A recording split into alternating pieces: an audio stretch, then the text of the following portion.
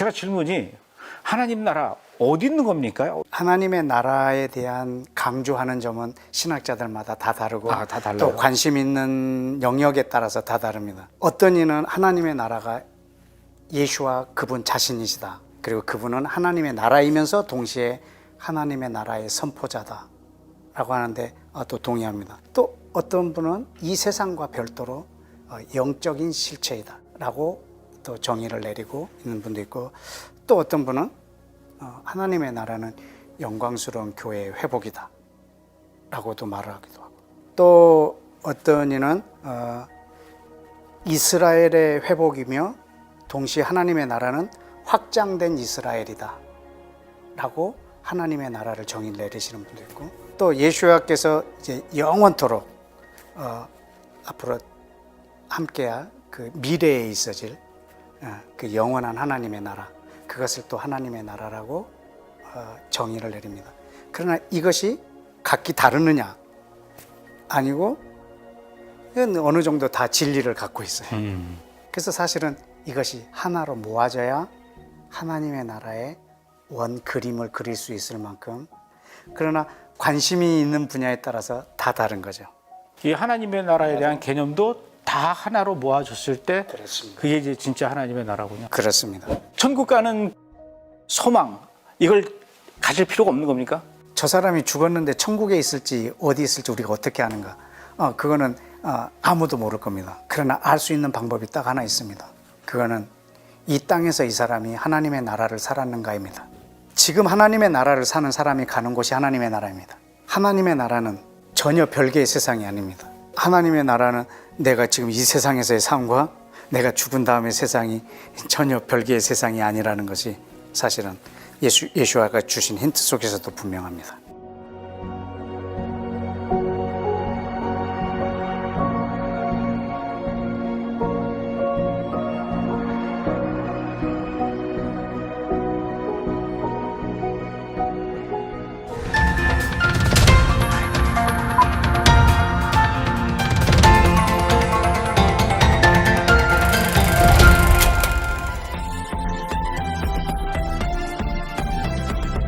그럼 돌아가신 저희 아버님이 가 계신 곳은 어디입니까? 저는 잘 모르겠습니다만은 성경에서는 이 잔다라는 표현을 많이 썼던 것 같습니다. 그래서 그리고 주님이 이 땅에 재림하실 때 주 안에서 잠자던 자들이 일어난다 이런 표현을 쓰거든요.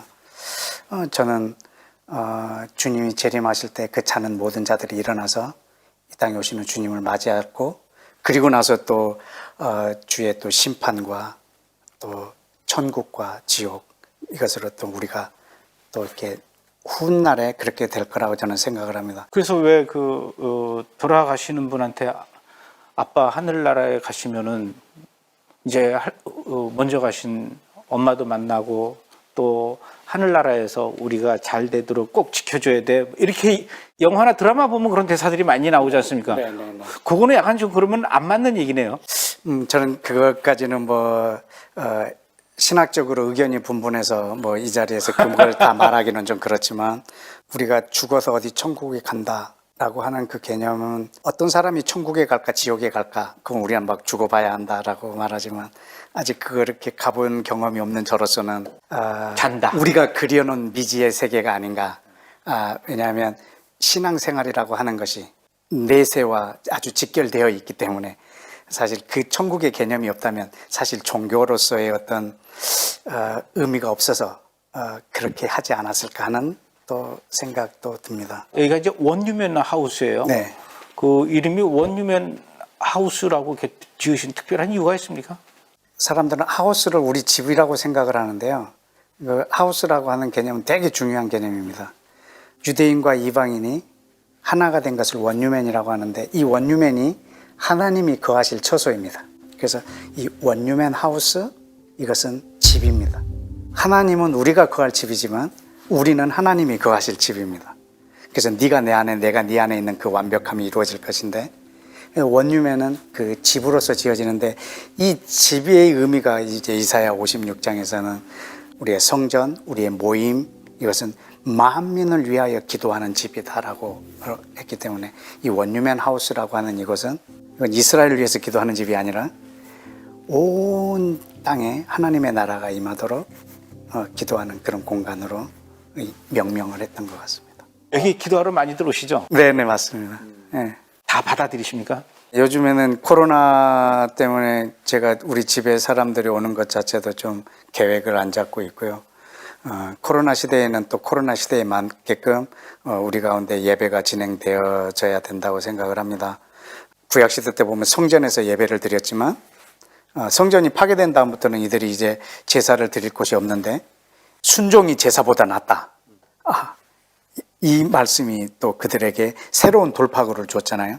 그래서 이제 제사보다 순종을 하자. 그럼 순종하려면 누가 가르치고 우리가 거기를 따르고 순종해야 된다. 그래서 이제 회당이라는 문화가 이제 상황에 따라서 바뀌었듯이 우리가 코로나 이전에 우리의 모임도 있지만 코로나가 또 어떤 다른 상황을 만들면 우리는 그 상황에 맞게 또 예배와 기도를 할 수 있어야 된다고 생각을 합니다. 이건 현실이기 때문에 이 상황에 맞는 우리의 또 기도, 또 예배, 또 하나님의 나라를 꿈꾸는 것, 또 그때그때마다 상황이 달라져야 될 거라 생각해서 지금은 많은 사람들이 와서 함께 기도는 못하고 그렇게 있습니다. 하나님 나라의 완성을 그 나라로 비유했을 때 국가의 독립 또는 건국 네. 이라고 하면은 지금 우리는 아직까지 국가가 완성되지 않은 임시정부의 그런 삶을 살고 있는 것과 마찬가지인데 네네. 우리 예수와의 제자인 그리스도인들은 네. 이 임시정부 기간 동안 어떤 삶을 살아야 되는 겁니까? 제가 어떻게 살아야 될까라고 하는 것을 성경의 많은 자료들을 다 찾아서 일목요연하게 정리를 한번 했습니다. 그래서 그 제목이 뭐냐면 예수와의 임시정부의 헌법. 그래서 법이 있다면 우리나라도 일본이 강제 점령했지만 헌법을 가지고 임시정부를 살아서 대한민국을 살아간 사람들이 있습니다. 지금도 사단이 이 땅을 강제 점령했고 우리는 그 속에서 하나님의 나라를 지금 살아가는 것입니다. 그러면 완성되지 않은 이 나라에서 임시정부로서 우리도 헌법을 갖자. 그래서 제가 그 법을 만들었어요? 법을 만들어서 그러면은 뭐 몇 조 몇 항 이런 것도 다 있는 겁니까? 예, 몇 조 몇 항까지는 없지만 몇 조 몇 조 하고 이것을 뒷받침할 말씀을 이제 5개, 6개를 다 찾아. 그 모두 몇 조입니까? 17개, 17조로 돼 있습니다. 17조로. 네. 와우. 그거는 어떻게 헌법을 만들어야 되겠다 생각하고 책상에 앉아서 집중적으로 하신 겁니까? 아니면 살면서 이렇게 해야 되지 않을까 그때 느낀 것들이 모아 보니까 17조가 되더라. 어떤 겁니까? 둘 다 이렇게 살면서 제가 그것들을 모은 것도 있고 그리고 이걸 만들어 보자라고 마음을 정했을 때는 하나님의 나라에 대한 모든 자료들을 다 이렇게 찾으면서 제가 또 신학교 학부를 졸업할 때 졸업 논문도 하나님의 나라에 있어서 예수와와 바울의 통일성 이런 것에 대해서 썼고 그래서 옛날 내가 그 졸업 논문까지 다 뒤져가면서 하나님의 나라의 삶을 어떻게 살아야 되는가를 이렇게 정리를 했습니다. 그걸 한번 좀 읽어봐 드릴까요? 네. 감사합니다. 예수와의 왕국 임시정부 헌법 제1조 하나님의 나라는 예수와가 홀로 영원토록 통치하시는 왕정 국가이다. 제2조 하나님의 나라 곧 예수와의 왕국은 그의 주권, 소유, 권위, 권세, 영광이 모두 예수와께 있다. 제3조 세계와 열방은 예수와께서 창조하셨으며 온 세상은 예수와의 것이다. 이것을 태초에 사람에게 주었고 다스리게 하셨다. 마귀라고 칭하는 사단이 이 세상을 탐내어 사람에게서 그 나라를 불법으로 강탈하여 왕이 되었고 지금 많은 영역을 통치하고 있다. 그러나 예수와의 왕국 임시정부는 사단의 통치가 불법이고 반역임을 규정하며 통치의 근거나 지배의 분깃이 전혀 없음을 선포한다. 제4조 예수와의 왕국 임시정부는 그 정통성을 최초의 왕국인 에덴에 두며 4,000년 전 아브라함을 선택하시고 가나안 땅을 그에게 주심으로 건국된 이스라엘을 그 정통성으로 계승한다. 제5조 예수와의 왕국의 영토는 전 세계이며 결국 하늘도 땅과 하나가 되므로 예수와 안에서 통일 왕국을 하늘까지 확장됨을 천명한다. 제6조 아브라함에게 예언하신 대로 이스라엘을 애굽의 종되었던 곳에서 400년 만에 가나안에게 돌아오게 하시고 또 예레미야에게 예언하신 대로 바벨론 포로에서 70년 만에 가나안에 돌아오게 하시고 또 이사야, 예레미야, 에스겔, 스가랴 등 많은 선지자들에게 예언하신 대로 1900년 만에 전 세계에서 가나안으로 돌아오게 하신 하나님 곧 예수와 외에는 이 땅에 왕이 없음을 공표한다. 마지막 제17조는 예수와의 임시정부 국민들은 아직 완성되지 않은 임시왕국에서 삼중 국적을 가지고 있다. 대한민국, 이스라엘, 하나님의 나라. 그리고 우리는 이중 계명, 하나님을 사랑하고 이웃을 사랑하는 것을 최고의 법으로 수호하며 한 세 사람, 유대인과 이방인이 예수와 안에서 재창조된 존재로서의 삶을 영위한다. 와, 엄청난 이렇게 작업을 하셨네요. 네. 이거 빨리 딴 사람이 카피 못하도록 저작권 등록을 하셔야 될 것 같아요. 법을 훔쳐가겠습니까? 그러니까 결국은 맨 처음에 그 대화 중에 이 하나님 나라에 대한 개념이 서로 신학자들마다 다 다르다라고 이야기했지만 그러면서도 그 모든 것들이 틀린 게 아니라 이렇게 하나로 융합될 때. 그렇습니다. 그 모든 것을 다 이 안에서 융합을 시켰습니다. 그래서 저는 말이 그렇지 그걸 어떻게 그 많은 그 개념들을 하나로 다 이어서 내가 살아갈까? 그게 가능한 일일까 그랬는데 이거 들어보니까 이대로 살면 되겠네요. 사실 종교라는 것이 자기 개인의 영생, 구원 이것에 초점을 맞춰 있기 때문에 그러나 예수와는 이 땅에 오셔서 우리한테 다른 말씀을 하셨거든요. 자기 십자가를 지고 나를 따르라. 이 말은 네 인생의 목적이 네가 되면 안 된다는 거였어요. 너는 먼저 하나님 나라를 구하라. 우리의 인생의 목적이 하나님의 나라일 때 그때 이 모든 걸 더하신다라고 말했는데 그렇다면 우리의 이 세상뿐만 아니라 내세까지 모든 것들이 다 하나님의 그 질서 안에서 조화가 이룰 텐데 우리는 하나님의 나라보다는 나의 안녕, 이 땅에서 나의 평안, 이 땅에서 나의 잘됨 우리는 이것을 그리는 어떤 맥락을 갖고 있기 때문에 하나님이 이 땅을 통치하시는 것에 대한 그 마음을 우리가 쓰지 않고 있는 것 같습니다. 모든 인류가 하나님의 나라를 꿈꾸는 것, 그것을 강력하게 또 반대하는 게 제가 생각했을 때 뉴 월드 오더, 신세계 국가가 하나님 나라를 또 강력히 반대하지 않을까? 네, 맞습니다. 그건 어떤 예수와를 경외하고 이 하나님의 나라의 중심이 된 이 질서가 아닌 다른 것의 질서를 두었을 때는 그것이 자기들의 야망으로 펼치지만 결국에는 온 인류를 멸망하게 하는 이유가 될 수 있거든요. 우주의 이 많은 별들이 서로 충돌하지 않는 이유는 중심이 하나이기 때문입니다.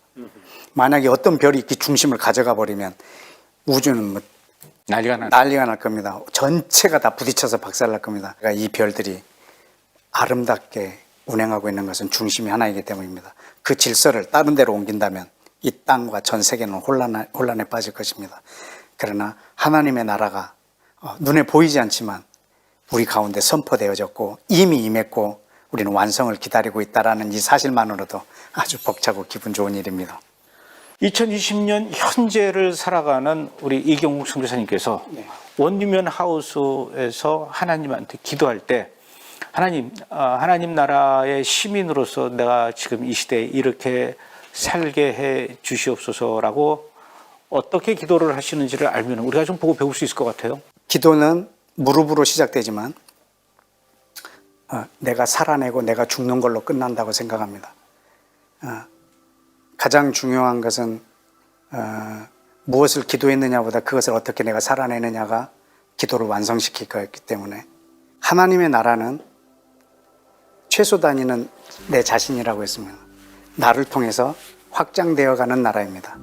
마치 겨자씨와 누룩처럼 아주 미세하지만 전체를 부풀리고 큰 나무가 되는 것처럼 하나님의 나라는 내 안에 임해서 바깥으로 확장되는 나라이기 때문에 우리가 이 시대에 하나님의 나라를 산다고 하는 것은 날마다 그 나라가 임하도록 기도하며 내가 그 나라가 되어야 합니다. 우리가 어디에 가서 교회 건물을 세우는 것보다는 내가 사는 그 지역이 교회가 되게 하는 거죠. 내가 머무는 것이 교회가 되고 또 예배 처소가 되게 하는 거죠. 거기서 말씀을 보고 찬송을 부르고 그렇게 하라는 예배가 아니라 하나님의 나라는 나는 전염된다고 믿습니다. 내가 그 공동체 안에서 내가 하나님의 통치를 받을 때, 하나님을 사랑하고 이웃을 사랑하는 그 통치를 받을 때 또 옆에 사람에게 그 나라가 전염되는 거죠. 어느 한 번은 그 TV 다큐멘터리를 봤는데 그 독일의 한 독일인이 인터뷰를 하더라고요. 나는 독일에서 태어났는데 나이가 50이 됐는데 나는 지금 이슬람 국가에서 살고 있다 그러더라고요. 독일에 무슬림들이 너무 많으니까 자기는 이슬람 소사이어티에서 지금 살고 있다라고 얘기를 하더라고요. 그냥 나 그걸 보면서 저렇게 포위하면 되겠구나. 하나님의 나라를 사는 사람들이 곳곳에서 많아지면 그 옆에 있는 사람은 그렇게 살지 않는 것이 부자연스러울 만큼 포위가 되니까. 포위를 해서 그것이 한 사람 한 사람이 자기 삶의 모든 영역에서 이 통치를 받고 그 법에 순종할 때 저는 하나님의 나라가 온 땅에 퍼져간다고 믿습니다. 이 사람이 바로 하나님의 나라를 위해서 기도하는 사람이고 그리고 그 삶을 사는 사람이라고 믿습니다. 그나저나 선교사님 저 헌법 17조 네. 방송 나가면은 나한테도 좀 주세요. 저도 좀 보고 배우겠습니다. 공부하겠습니다. 이런 사람들이 많을 텐데 그거 어떡합니까? 네. 근데 또 다행히 어느 한 또 독지가가 자기 사비를 털어서 제가 제 동영상이 있는 모든 동영상 뒷부분에 기도 인도하는 영역이 있는데 그 기도하는 부분만 다 워드 작업을 해서 책으로 냈습니다. 그래서 이 책이 이렇게 나와 있는데 이 책 마지막 부분에 이분한테 이걸 제가 선물로 드렸더니 제 허락도 없이 넣어버렸어요. 그래서 이 책 뒷부분에 이것이 또 부록으로 끼어 있어요. 그러면은 이 책을 구입할 수가 있는 거네요. 네네네. 한 권에 2,000원. 예. 이거 인쇄비도 안 나올 것 같은데. 네, 페이지가 한 400페이지 되는데요. 그분은 2,000원만 받고라도 많은 사람들이 함께 기도해 주는 그 값이 더 귀하다고. 화면 밑에다가 전화번호를 넣을 테니까 구입하고 싶으신 분은 2,000원이랍니다. 이 책을 구입하시면은 그 선교사님하고 함께 하나님의 나라에 살고 있는 하나님의 시민으로서 지금 이 시대에 어떻게 기도를 해야 되는지 그 기도문이 이 책이 기록이 돼 있으니까 이 책을 읽는 것만으로도 기도가 되는 거네요. 그냥 읽음으로 기도할 수 있도록 해놨습니다. 네. 굉장히 수준 높은 기도가 되겠네. 글쎄요. 알겠습니다. 바쁘신데 정말 귀한 시간 내주셔서 저와 우리 스태프들에게 또 맛있는 점심도 사주시고 그냥 막연하게만 생각했던 주기도문 평생을 외웠지 않습니까? 주의 나라가 임하옵시며 주의 나라 하나님의 나라에 대해서 오늘 굉장히 많은 생각을 하게 하는 그런 시간이었습니다. 좋은 말씀 감사하고요. 다음에 또 뵙도록 하죠. 네, 감사합니다. 오히려 반대로 제가 더 훨씬 고맙습니다. 이 많은 장비들을 이곳까지 가져오시느라고 아주 애 많이 쓰셨습니다. 그래요. 고맙습니다. 고맙습니다.